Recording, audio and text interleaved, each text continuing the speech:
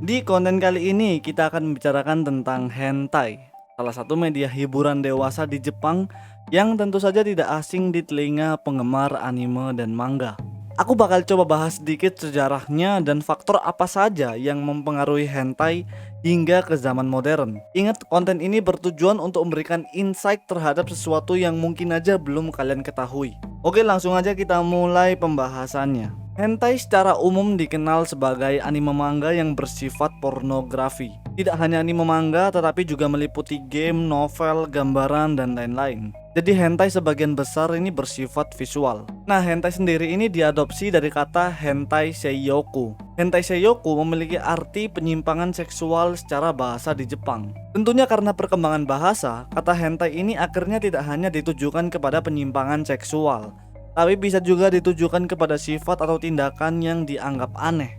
Mari kita lempar pertanyaan, dari mana awal mula hentai ini datang? Semua berawal dari ilmu kedokteran Tiongkok kuno, tepatnya di abad 14. Di zaman itu perdagangan adalah hal lumrah, sehingga beberapa buku ilmu kedokteran Tiongkok kuno tersebar hingga ke Jepang. Buku kedokteran Tiongkok kuno tentunya mempelajari tentang penyembuhan penyakit, tapi ada juga yang mempelajari organ tubuh manusia. Sehingga dalam buku kedokteran tersebut tidak sedikit digambarkan alat vital manusia. Buku-buku tersebut dianggap menjadi materi dalam gambaran seksualitas, sehingga beberapa seniman mulai terpikirkan untuk menggambarkan seksualitas secara lebih jelas lagi. Dan juga beberapa gambaran erotis Cina menginspirasi beberapa seniman Jepang untuk melakukan hal yang sama, sehingga muncul sebutan baru di Jepang, yaitu Shunga, yang secara definisi Shunga adalah gambaran buku atau sebuah gulungan yang berisikan gambaran seksualitas. Dan itu cukup populer di Jepang hingga ke abad 19 dengan total ratusan karya. Salah satu faktor absurd yang membuat Shunga populer adalah sebuah kepercayaan,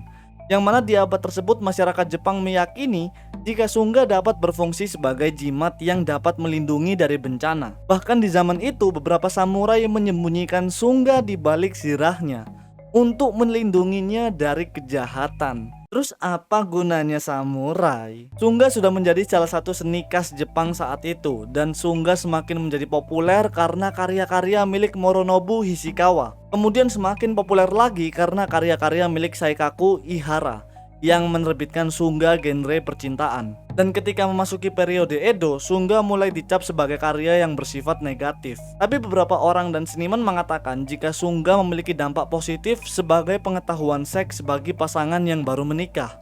Tetapi apa yang menjadi ketetapannya Shogun tentunya adalah hal mutlak, sehingga beberapa penerbit dan seniman mulai menjual Shunga secara diam-diam.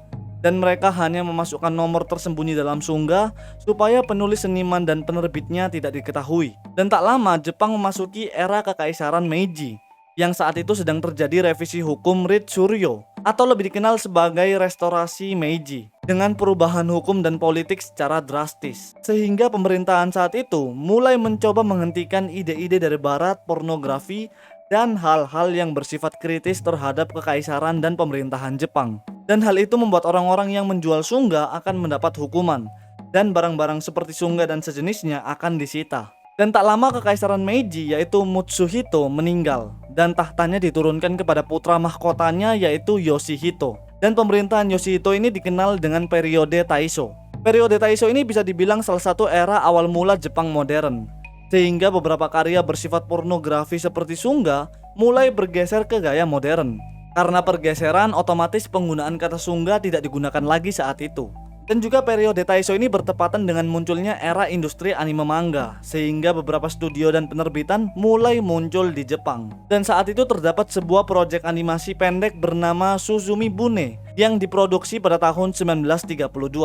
Dan disebutkan jika Suzumi Bune adalah anime hentai pertama di Jepang. Tapi tak lama proyek itu disita oleh kepolisian karena melanggar ketetapan kaisar, sehingga animasi dari Suzume Bune tidak pernah dirilis dan menjadi salah satu lost media karena Suzume Bune tidak pernah ditemukan lagi. Bergeser ke tahun 1945 menjadi kekalahan Jepang melawan Amerika, sehingga Amerika ikut andil dalam menetapkan beberapa hukum di Jepang. Dengan dipimpin oleh Jenderal Douglas MacArthur, Amerika menghapuskan beberapa penyensoran di Jepang dan melepaskan kebebasan berbicara. Dan itu membuat karya bersifat pornografi mulai sedikit bebas, walaupun diatur oleh beberapa sensor. Perlahan mulai semakin berkembang dan saat itu muncul Osamu Tezuka yang menggerakkan industri manga dan animasi sehingga semakin besar.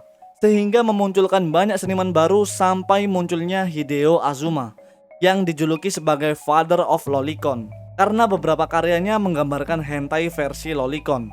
Dan sejak kemunculan Hideo Azuma, hentai mulai dikenal sebagai julukan kepada seri-seri bersifat dewasa atau pornografi. Dan tak lama pada bulan Februari tahun 1984 muncul OVA hentai pertama bernama Lolita Anime. Dan tak lama disusul dengan OVA hentai berjudul Cream Lemon pada bulan Agustus 1984. Dan teknologi semakin meningkat sehingga semakin banyak hentai yang dibuat pada tahun 90 hingga tahun 2000. Dan memasuki zaman itu, erotika dianggap sebuah seni, sehingga hentai diperbolehkan dengan batasan-batasan tertentu. Dan mulai sejak saat itu, hentai mulai semakin dikenal umum di Jepang dan berjalan hingga ke zaman sekarang. Jadi itulah dia bagaimana hentai bisa tercipta di Jepang, dan ketika kita melihat sejarahnya, kita bisa menyimpulkan jika hal erotis seperti hentai tidak mudah dikembangkan di Jepang. Butuh puluhan tahun untuk bisa dititik toleran bagi masyarakat umum.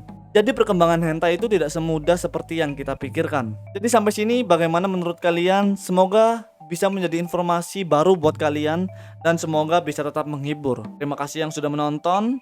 See you next video.